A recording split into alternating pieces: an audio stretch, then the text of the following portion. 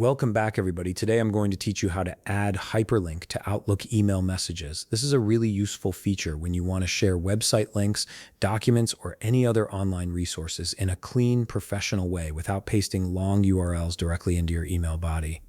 Start by opening your Microsoft Outlook app and log into your account to load in your emails. This step is essential as you need to be signed in to access all the email composition tools that Outlook offers.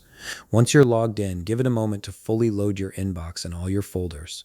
Once your emails have loaded, to add a hyperlink to your Outlook email messages, you'll need to start by accessing your email tools. Do this by clicking on the New Email button located on the top left part of your screen. This button opens up a fresh email composition window where you can draft your message and insert hyperlinks seamlessly. It's the starting point for creating any new email in Outlook.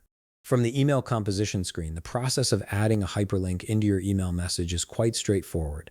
Begin by typing some text in your email body that describes how you wish your hyperlink to appear. For example, you might type something like "click here" or "visit our website."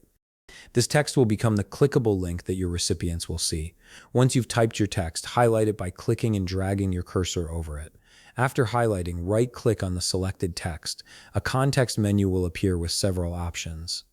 At the very bottom of this context menu, you'll see the link option. Click on it to configure your hyperlink. This is where you'll connect your text to the actual URL you want to share. From the Insert Hyperlink window, you'll see the address field at the bottom. This is where you'll add your URL, so paste or type in the full web address you want to link to. You can also adjust the text to display field if you want to change what your link says without retyping it in the email body. Once everything is added and looks correct, click on OK.